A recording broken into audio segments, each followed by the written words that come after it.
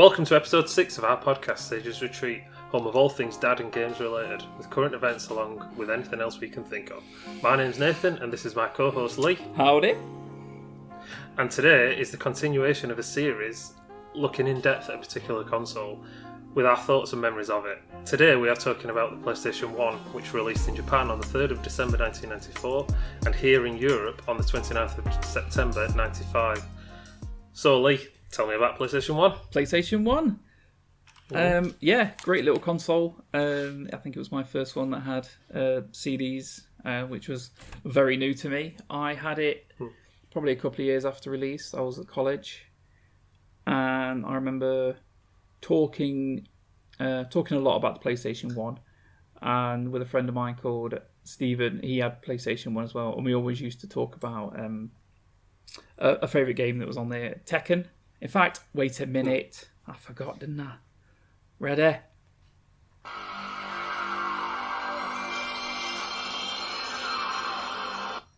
So warm. It feels so warm. The Mega Drive one that we did the other day was like quite aggressive and a little bit more tinny, but that one is like... Sounds futuristic. Sounds like my childhood. It's welcoming. It's like, come here. Let me take you in. I love it. I love that one. Yeah, so I used to play a lot. I remember the little controller, tiny little grey controller, the big two buttons on it. It was very simple. I think it had a nice futuristic look to it. All the new consoles tend to have sort of when you get the new console, it's like, oh, that's interesting. Love or hate, especially the two new ones that have come out. They're very interesting, obviously, to look at. There's plenty of debate on which one's the best. Xbox is the best. I think it looks the best. PlayStation 5. No, the Xbox looks the best. It's more practical. I'm not on about tech specs. I'm on about all game library. But just the way it looks, I think the Xbox wins. Yeah, you can vape into a PS5 though. You can't vape into a PS5. True. It like smokes and yeah, they have been breaking. Console release without broken consoles isn't a console release as far as I'm concerned. No. Don't buy straight away. 6 months to a year, then get it. Yeah, I think everyone's having problems with them too, aren't they? Yeah. At the minute, they're bricking all over the place and breaking. And I'll leave them to it. So, anyone looking at the camera that you can see this, I will say what it is when I lift it up. But this, my strongest memories come from this game. In fact, let me take the sleeve out because it'll be a bit easier to see. Strongest memories from this game. Played a lot of this game. It was a game that you had to... I know you have to learn to play every game, I get that, but this is one where the runs that you did on a level were very much always the same. So you could be like, I'm here, there's going to be something there, so what can I do? And then you had to figure it out. And it was a big memory thing with this game. But I'm going to hold it up now. Let's see if we get some focus. There we go. Tenchu, Stealth Assassins. I thought that I was like the only one that played it. I won't lie, that sounds ridiculous. But as I'm getting older and seeing people talk about the PlayStation, a lot of people played it, which is brilliant. I'm glad that people had the experience. I had Tenshu. In fact, I bought this. Where did I buy this from? It was secondhand. I think it might have been from like Game or something. Game Station. Might have been Game Station. When that were a thing. Yeah, I used to love Game Station. It's so good. Yeah. But this was $11.99 when I bought this, pre-owned. And I think it was one of the best $11.99s I've ever spent. I'd love to play it again, actually. I think I might have to look in to see if that's a possibility. But Tenshu, stealth game. You're a ninja. You are killing people, slicing and dicing, blood. It had everything that you wanted from someone that has half an interest in sort of like old Japanese culture. And Japanese culture in general is fascinating. I haven't been. I do hope to go one day. If I could go to only one place ever, I would just love to have like a month in Japan. That would just I'll go to Skeg and then Japan. I think that would be my thing. I'm gonna have to do it one day. Save some money and actually go out and experience the whole of Japan. I think that would be my dream. I don't give a shit. It could be raining all the time, but I would just be like, that's fine by me. Great for photos. And Tenshu really brought that what I perceived as that Japanese aesthetic from looking at the old like samurai or ninja films. It was 3D, which actually 3D is one of my negative points when I think about the PlayStation. But going back to Tenchu, I think it worked really well. To be able to you had a grappling hook, you would scale the roofs, you would drop down, assassinate people. Just thinking about it now, it was a lot of fun. I had a lot of time on that game. I believe I completed it. I'm not a completionist when it comes to games, but I believe I completed it. And I'd love to experience a game like Tenshu again. I think there was a couple that came out recently. Was it Sekiro? Was it that? And there was another one as well, wasn't there? I can't remember what it's called now. But they were on... Ghost of Tsushima. That's it. One of them was on PlayStation, so I'm not going to play that. Not right now, anyway. But the other one, I think you can get it on PC. I might look into I might sort of get it. But yeah, Tenchu would be my number one choice in terms of memory and game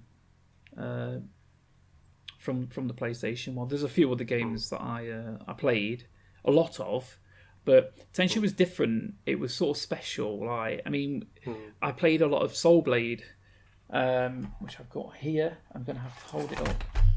Soul Blade, which a lot of people may think of like Soul Calibur. Hang on, let me get it there. But I played a lot of that, and I played a lot of that with other people as well. I think I played that a lot with Karina, and we still play Soul Calibur now, the newest one that came out like 2 years ago. Amazing, in my opinion. I'm a big Mortal Kombat fan, but the fact that you could have weapons. I know you have weapons in Mortal Kombat, but they're more of a secondary thing. So you'd be punching, it'd be like you do a move and you pull a sword out to do a move, whereas opposed to like Soul Blade and then Soul Edge, Soul Calibur, you would have a weapon all the time. So you could just pick your favourite weapon if you wanted a sword, or there would be a sword and a shield, or there was a guy with a staff. I think the variety and the range, there was a little bit for everyone. There was a guy that I think had like a big axe, which I think you could unlock like a skin for it. And it would be a hammer.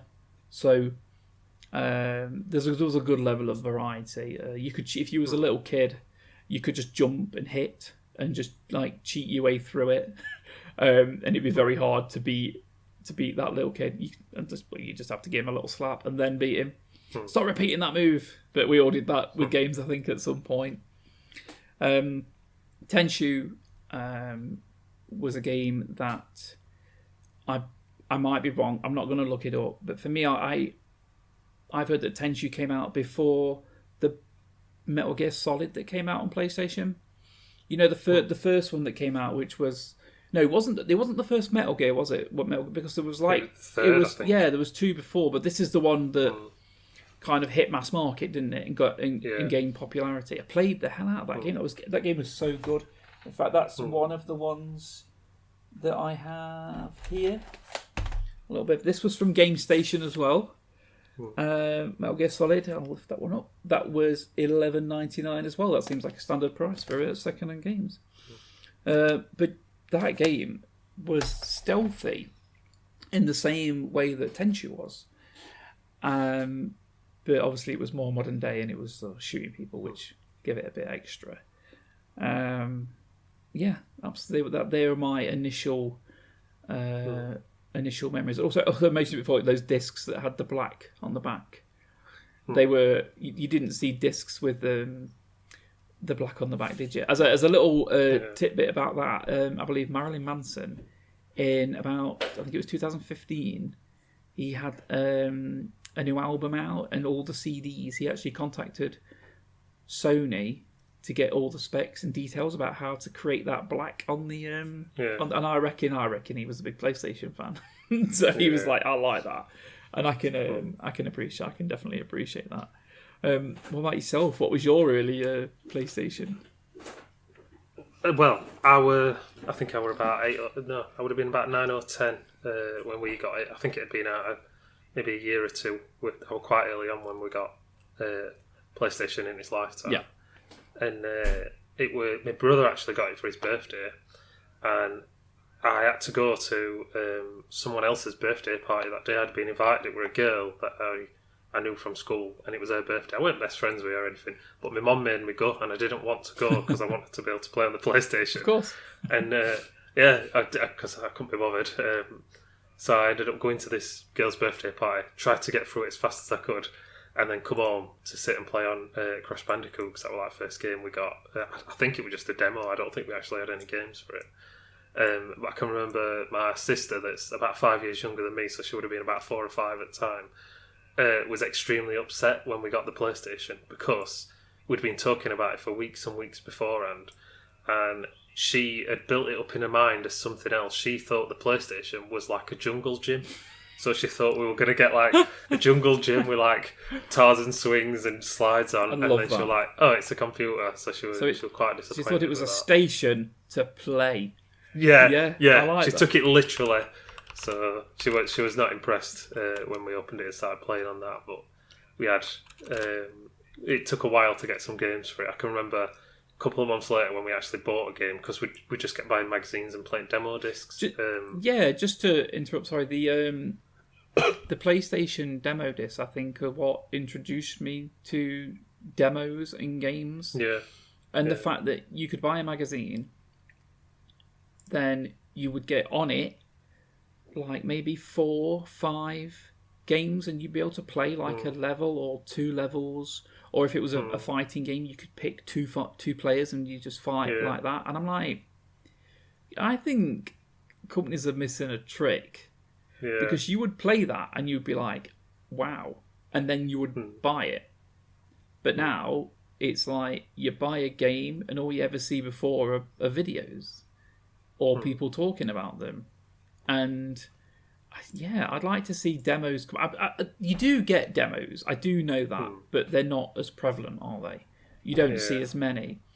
But the fact is that you buy a game now, and if you don't like it, you can't always get a refund for it, depending on where you get it from. Which is another odd one. I think if you buy a game and you don't like it, you should be able to get your refund. Maybe it should be like a 24-hour thing. You should be able to go back to a retail shop and get a refund. I know you can do it through Steam in different ways, but yeah, demo discs. I remember first experience of Tekken was on a demo disc, and I think you could be that Eddie Gordo, was it, who the capoeira fighter who would just the cheater. Basically, if you were playing Tekken with someone and they pick them, you just put the controller down and just go like, "Can you pick a real character, please?" The only character my brother ever picked was Eddie, and it used to annoy the hell out of me for that. I used to pick Yoshimitsu. I were always Yoshimitsu or King. Was King the one that had the weird head? Yeah, a tiger mask, or depending on what his skin were, it could be a leopard or whatever. I think it was Law that I picked because I was a big Bruce Lee fan, and he looked like Bruce Lee. But yeah, sorry to interrupt you. No, we'd get all our games on demo, and then we'd get them copied. So because you could get them chipped, so a bit illegal, but everybody did it, and police are not going to come for me when I were 10-year-old doing it, like 20 odd years ago. They're going to turn up now, though, aren't they? yeah. So that's how we'd choose our games. We'd get them copied, because my dad knew quite a lot of people that did it. I can remember we'd get like 2 games for $5 or something like that. Yeah. So pretty cheap. So and we'd choose them from it. People that had print out big list of games that they'd printed out, what you could get. So I'd choose them and I'd tick them off, and then my dad would go and get them, and we'd sit playing on them for hours and hours, and it were one of the best times.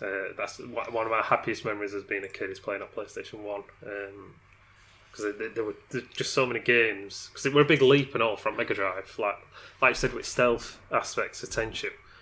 A lot of Mega Drive games are get to the end of the level as fast as possible. Like with Sonic, like run to the end. It's an A and B. PlayStation. Yeah. It's Mega Drive is easily the like platform king. You can everything is just platformers, and it's good. It's good for that. But then when it comes to PlayStation, it was RPGs or exploration in some way. Everything they wanted you to go somewhere else, not to just rush. With Tenchu, like you mentioned, on first level, I played that 1 billion times, because you could just go in, kill everyone. You could put that little coloured rice down and get people to follow it.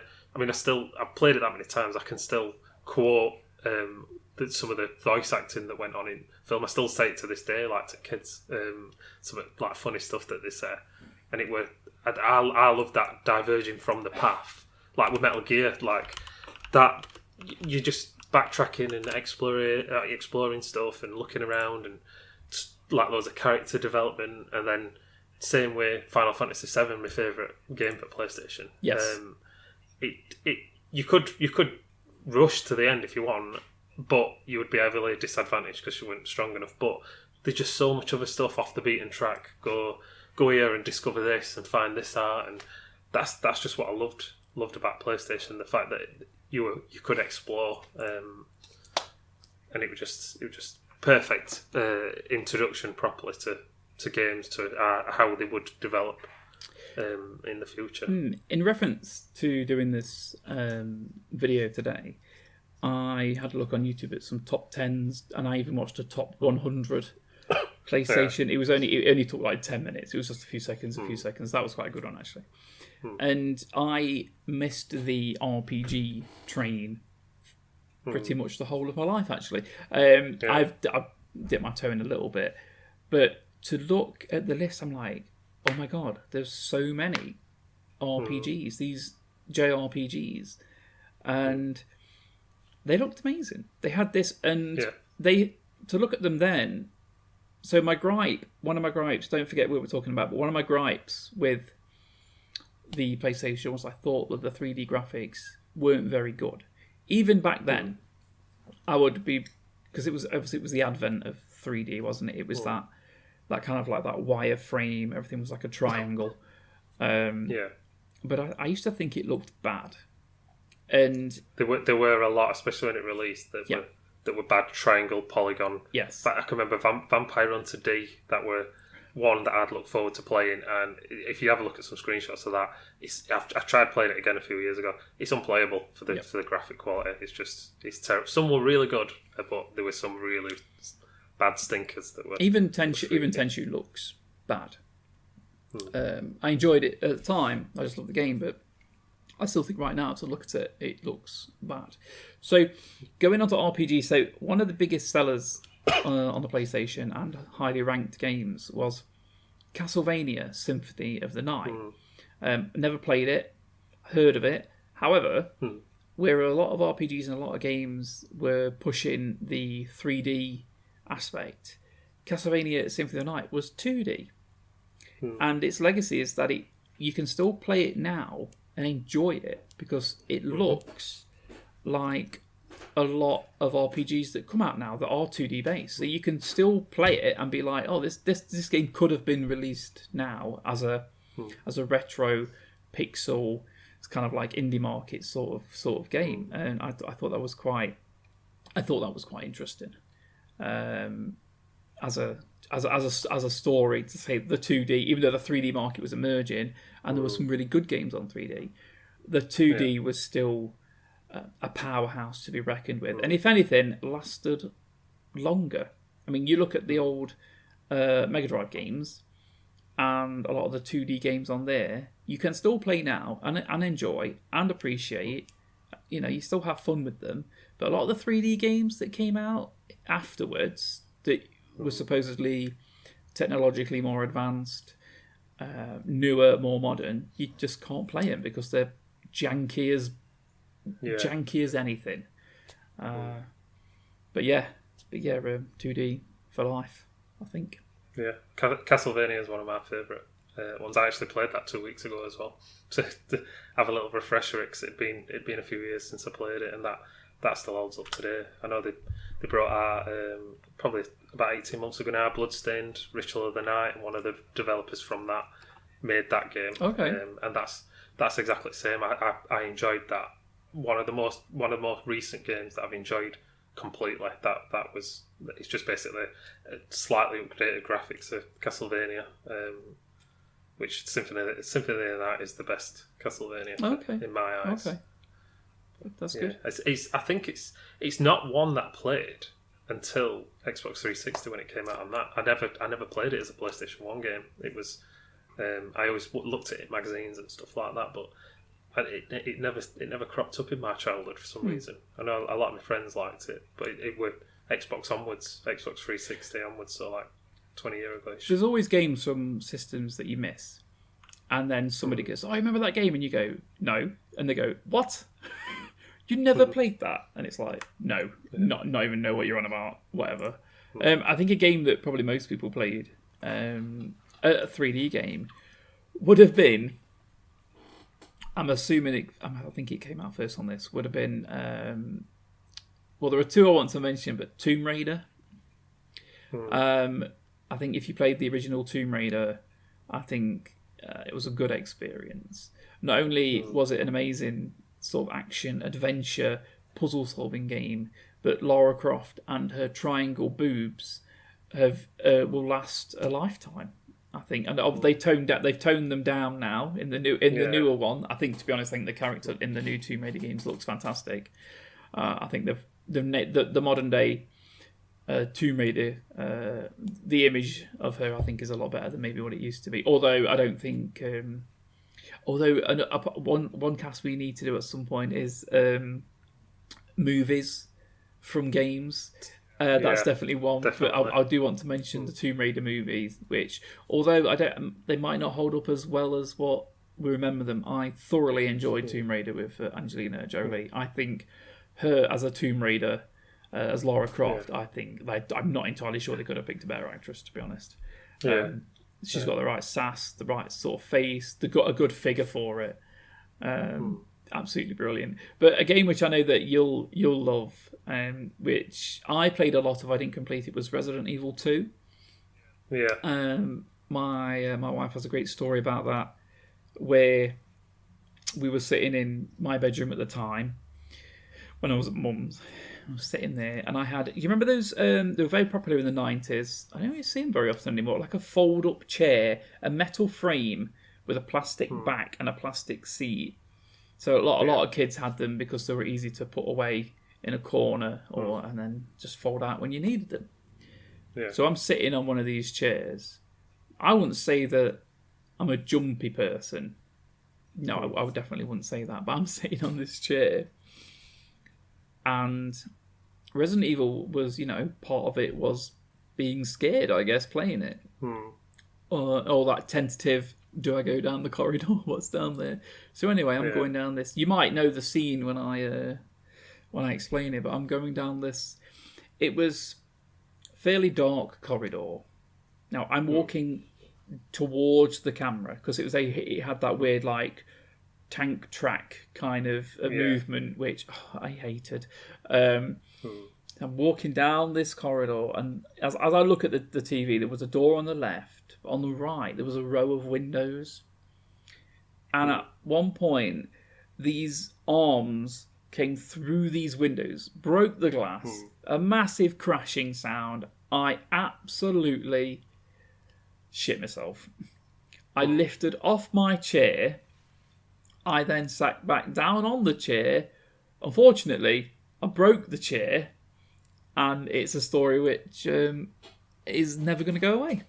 It scared me. I jumped. I was like, I was fine afterwards, but it just made me jump, and I'd jumped in my chair, not high. But the weight of just coming back down on that chair had broken my beloved red. It was a red plastic chair. Yeah. So yeah, Resident Evil 2, absolutely amazing game. Its legacy has led on. You really like the Resident Evil games, is that correct? Yeah, every time a remake's come out, me and my mate who loved them when he was a kid as well, we on the day of release we usually will stay up all night and finish it again because I've played them a million times. Because Resident Evil 1 I played to death, and then I loved it that much that I knew from one at gaming magazines that Resident Evil 2 demo were going to appear on the front of the magazine. So the day that came out, I can remember rushing to shops to buy it, to play the demo. I can't remember how long it were. It might be, I think it was 30 minutes that you got at the beginning of Resident Evil 2. So I would play that over and over and over again till the game came out and I got the game. Trying to get as far as I can. And years and years later, I spoke to my mate that I weren't friends with as a child, and he had done the exact same thing. That's him who we play Resident Evil with. And he didn't know. This is a story that I take piss out of him a little bit for. He had Resident Evil for like number 2 for 2 years, and he finished it, knew it inside and out, and then he borrowed it to his cousin, and then his cousin played it, and he went round to his cousins to like help him out with it, and he didn't realise that if you put the other disc in, you could play as Leon or Claire. Right. Because depending on which disc you put in, was like the Leon disc or the Claire disc. He thought that you could just play as Claire. So for 2 years he played just as Claire, but never as Leon. So it was like a whole new game for him to play. That's great. And I think that's great. Yeah, it's like discovering a game that you love all again, and you could from a different perspective. So he was happy about that, and it's like on with scary games. I don't know if you ever played Silent Hill. So I believe that we owned it, but I don't think we played it a lot. I think because it was early on when we had the PlayStation One. I think not long after that we had our daughter. So I think we kind of a lot of the games we sort of did miss out on. And I believe that I'm pretty sure we did own Silent Hill, but I think that we only played a little bit of it. I think a bit of it. I remember it being foggy. So it was foggy. But yeah, that probably scared me enough to not play it anymore. To be fair. Yeah, that is the one game that I actually shat myself on. I was that scared because it were that fogginess all around, so you didn't know what were happening. You had an old broken radio on you that it made like a horrible sort of ringing, like an old phone sort of ringing noise when there were enemies near. And that was the atmosphere was perfect on that. And I used to steal textbooks from school, you know, like the old lined paper, like the blue or green or red, what you put your name on. Yeah. And I'd call them the game. So I had a specific blue one that were Silent Hill, and because there were that many puzzles in it, I'd have to write them down. There were one puzzle where I spent weeks and weeks trying to figure it out. You had to play a piano in a certain order, like the keys on a piano, and it took ages of me working out trial and error. I think that's where I've got my like perfectionist runs from, where I put them when I play in a game now and I have to do everything. It's because of Silent Hill and Resident Evil 1 I had a book for that I'd write down all like where all medals went, where you had to put them in all statues and stuff like that, and where you get a key from, so that I'd remember all this so that I could become better or work out what we're doing. I did that with Alundra as well, because that's another puzzle game. I don't know if we spoke about it last podcast. We did. It was brought up. Yes, Alundra. Yeah. And I got stuck on that one for ages on a puzzle there, but that's the same way what you were saying about 2D games looking better for PlayStation. They do the 3D graphics on most of PlayStation, especially early years, are not very good. But the 2D ones hold up, like Castlevania or Alundra or Blood Omen or Chrono Trigger. They're still very, very playable. Thank you. I mean, also with the 2D games, they took the advanced hardware and made the 2D experience better. You know, because I mean, you obviously could only do so much with a 16-bit game, but going over to PlayStation and a developer saying, we're just going to make a 2D game again, but we've got so much more power. Special effects were better. It just ran better. There was more content for it. The music, of course, would have been better because it was all CD based. And I think that was a big difference with the PlayStation as well, wasn't it? The fact that I know there'd been CD based stuff before, but it hadn't been a big mainstream console that was as successful in the way that the PlayStation One was. I wanted to mention the joypad, also peripherals that you could get for it. The joypad was small. If you think of the PlayStation joypad now, not necessarily PlayStation 5, but you know the PlayStation joypad that we all know as being, slightly inferior, obviously, to the Microsoft Mega Drive, to the Microsoft gamepad, in my opinion. But you had the grips on it. You had it brought you all the extra buttons, but it didn't have the analogs, did it? The initial one. No, that came later. That's right. And it had an actual button that you could press to switch it over to analog, which I always found a bit strange. I don't think I ever used it. I think I never found a proper use for that. But because 3D games are in 3D space, the analogs enable you to walk around in that space a lot easier, don't they? I do like arcade shooters, whether it was an old school Operation Wolf.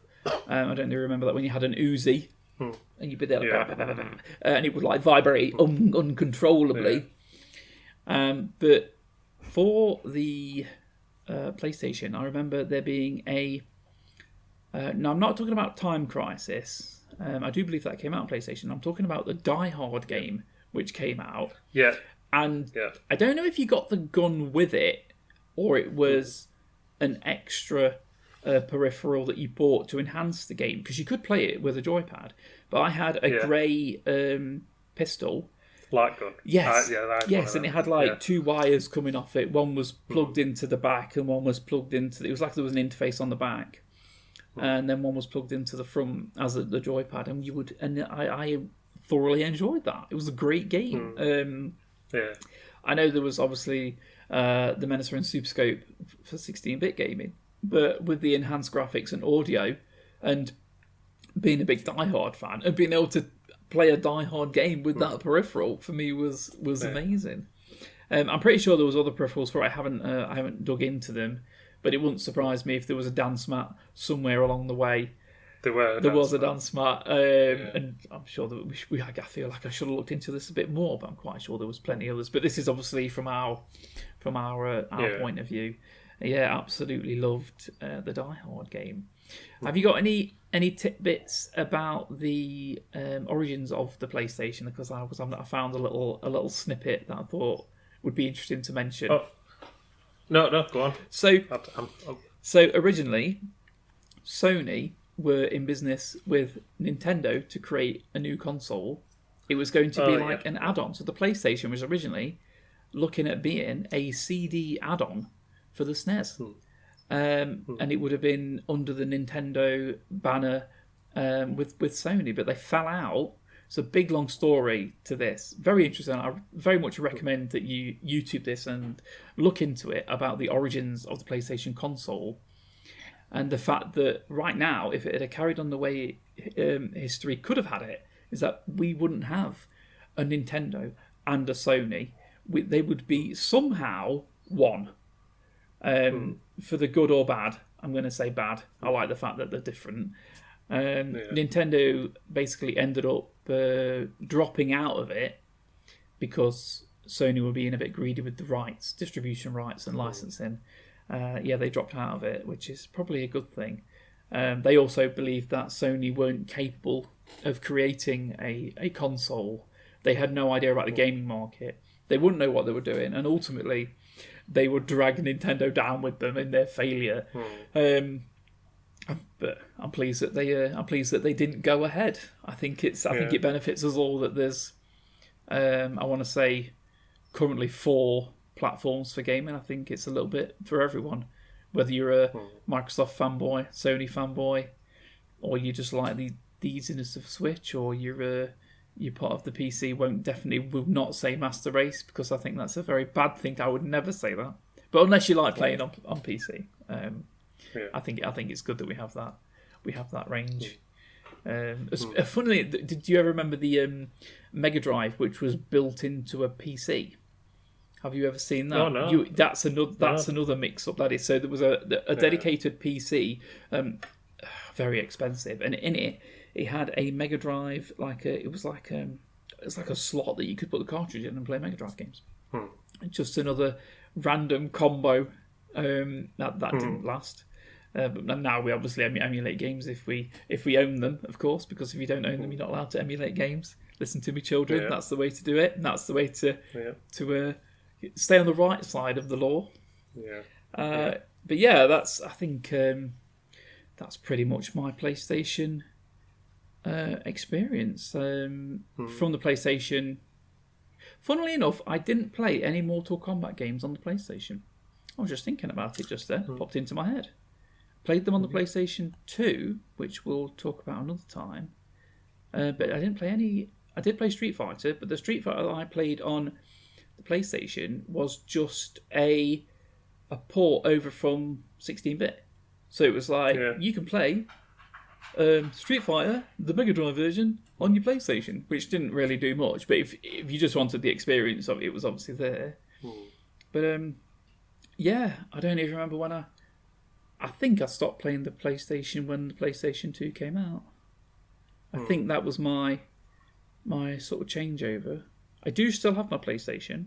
It's somewhere in my bedroom, and as far as I'm aware, it still works.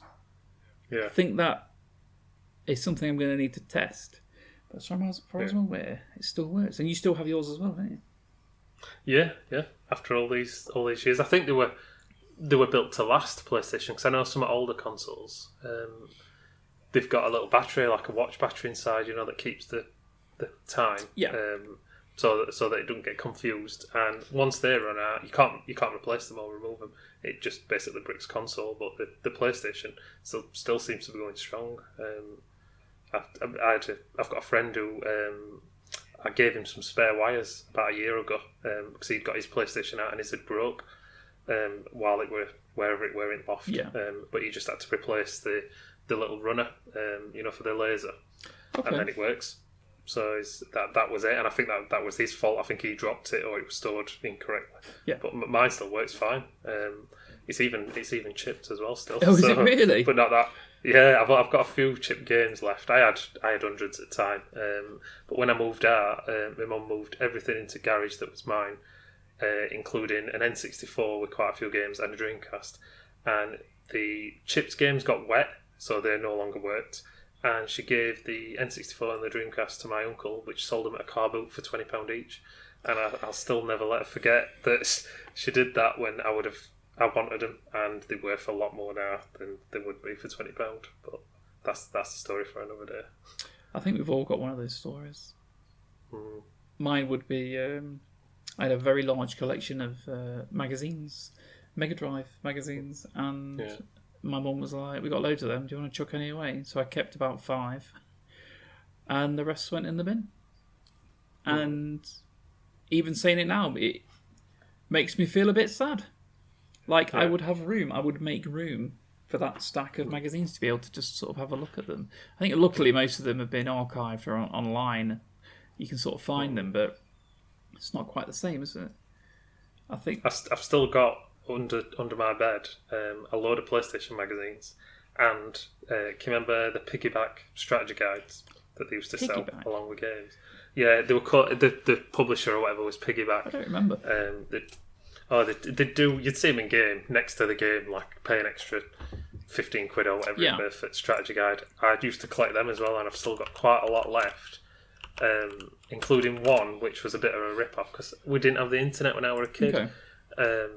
And the Final Fantasy IX one came, the strategy guide that I got with that, every time it'd tell you to do something, it'd say, use this URL and look at it on the website. So it was basically just links to a website rather than an actual strategy guide. But I've still got them. I've even got some. Do you remember the little free strategy guides you'd get on the front of magazines, like its own little separate book? Yeah.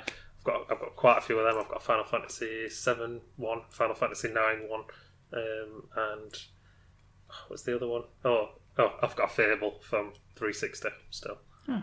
Strategy guide.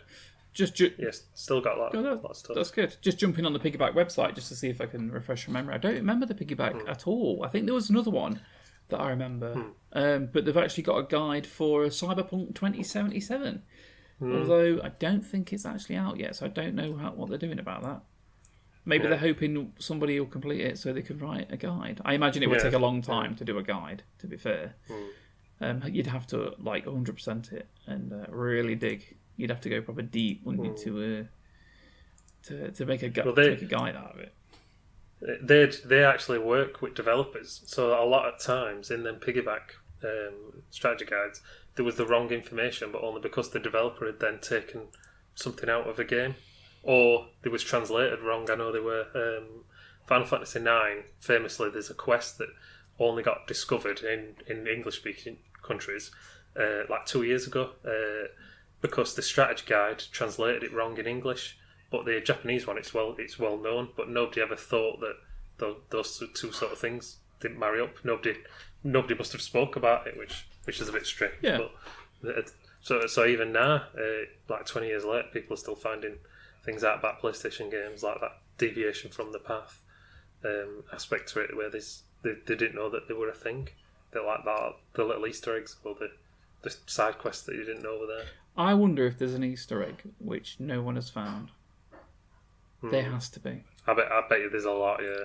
There has to be. I wonder if there's a significant Easter egg though. Somewhere where someone was like developing a game and they just said, "Can I just do this? Can I put this in? This will be really fun." And someone had said, "Yeah," and they'd done it. And I wonder if they'd like never.